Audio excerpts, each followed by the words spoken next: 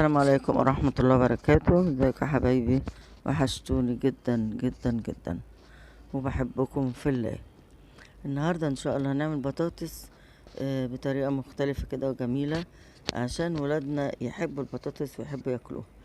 هما على طول بياكلوها صوابع كده محمرة، برضه هنحمرها بس بطريقة مختلفة وتبقى مقرمشة كده، يحبوها جدا جدا.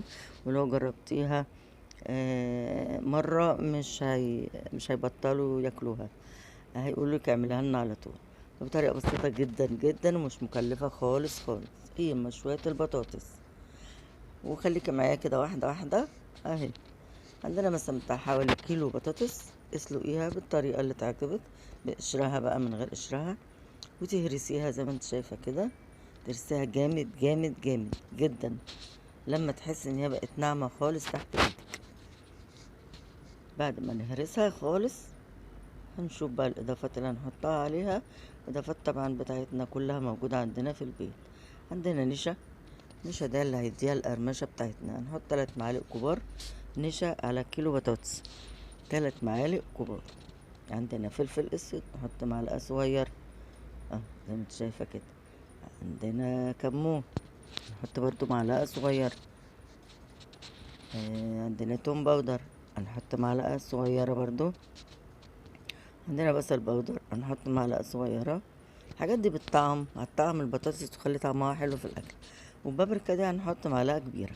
ليه بقى؟ عشان تدينا اللون الجميل، اللون الايه اللي مدي على بامبا كده، جميل اوي.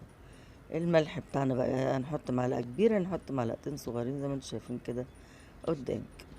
متحاوليش تحدقيه اوي. لو انت حاطة ملح في سليق البطاطس خلي بالك ما تكتريش الملح لما تيجي تعملي الطريقة دي. ما حطيتيش ملح حطي بقى الكمية اللي انت عايزاها.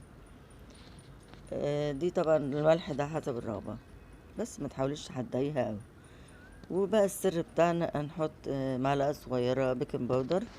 دي بقى هي اللي هيخليها تنفش شوية، النشا يخليها تقرمش، والبيكنج باودر يخليها تنفش معانا في التحمير. تبتدي عجينيها بقى كأنك بتعجني دقيق بالظبط، عجينة عادية خالص. حاولي تلميها لما تفضلي تعجني فيها، لما تلم معاكي زي كأنك بتلمي عجينة بالظبط اهو، زي ما انت شايفة كده بالظبط. هفضل انا اعجن فيها ليه؟ لان بحط عشان المكونات كلها اللي انا حطيتها تخش في بعضيها. لازم انت شايفة كده. بصي بقت عجينة، لا بتلزق في ايد بقى ولا اي حاجة. عايزة تحط لها معلقة زيت مفيش مشكلة خالص. مش عايزة تحطي برضو ده اختياري، ما مش هتأثر خالص يعني. معلقة الزيت ده مش هيأثر. انا لان لما باجي اقطعها، بعد ما اقطعها بدهن الصينية اللي برص عليها بدهنها زيت وبحط عليها عشان ما تلزقش فيها. زي ما انت شايفة كده. همسك حتة حتة كده اعملها زي الرول اهو.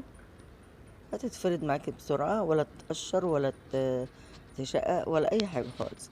تمسكي سكينة قطعي بقى السمك اللي انت عايزاه زي ما انت شايفة كده اهو. شايفين يعني بتاع حوالي 3 سنتي كده اهو.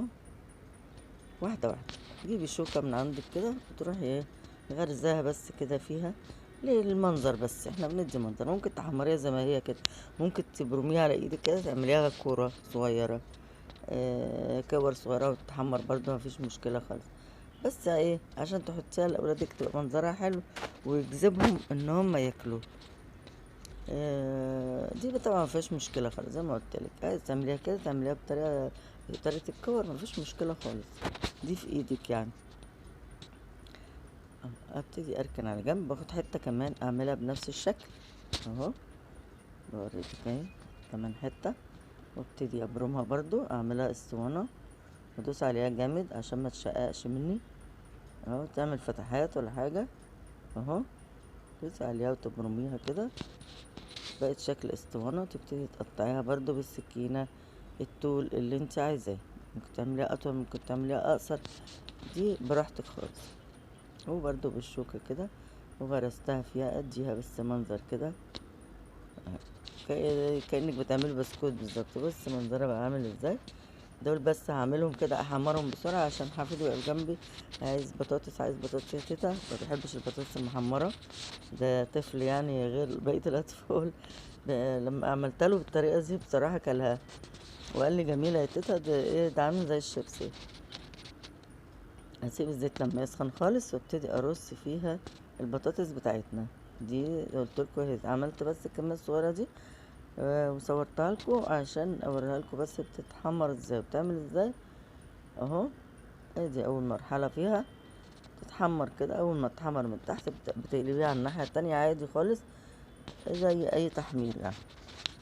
سيبيها بس لما تتحمر خالص عشان ما تفكش منك، اوعي تقلبيها وهي طرية. اديت طبعا حبيت الطبق ياكل عشان جعان، وابتديت اعمل بقية الكمية كلها بقى. ان شاء الله تديكي الكيلو بطاطس تديكي كمية كبيرة جدا يعني. الحبة اهو اللي انا حمرتهم اهو اللي اتاكلوا في الاول، وهيديكي كمية تانية وهتشوفي دلوقتي المنظر اللي احنا هوريكي. دي اخر الكمية، عملت كمية بس ايه ساعة التحمير. وبعد كده دول اخر حبة قلت ايه لازم اصورهم تاني عشان تفتكروا الطريقة. وانا عملت كمية قبل كده قبل التصوير زي ما انت شايفة كده نفس الطريقة بشوكة برضو اهو نفس الطريقة، وغرستها كده وعملتها. وابتدي ارص على صينية كبيرة مدهونة زيت عشان تريح معاكي ما تلزقش يعني. وهوريك المنظر دلوقتي بتاع الصينية بعد ما رصيت عليها. خلاص دي فاضل اخر حتة برضه انا اعملها اسطوانة اهو. ده ما شاء الله.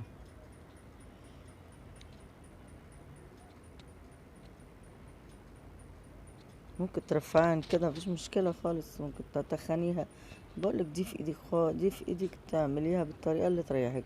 حاولي تبقي مبدعة في عمايلك، مفيش مشكلة خالص. انا بديك الحرية الكاملة اللي انت تعملي بحريتك، ما تنفذيش الحاجة بحذافيرها يعني.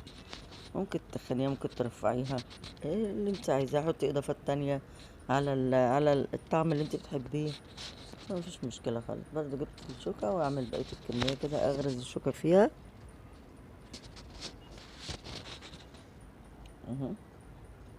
حاولي بس ايه تلزق في الشوكة كده، بتروحي ايه مسلكاها بايدك من تحت. يعني بص على ايدي اهي عشان اقرب لك على الكاميرا بتتعمل ازاي اهي. وبتطلع في منتهى السهولة وبتتغرز معاكي على طول. بس ما بتشققش خالص ولا بيجريلها اي حاجة اهو. شايفين المنظر؟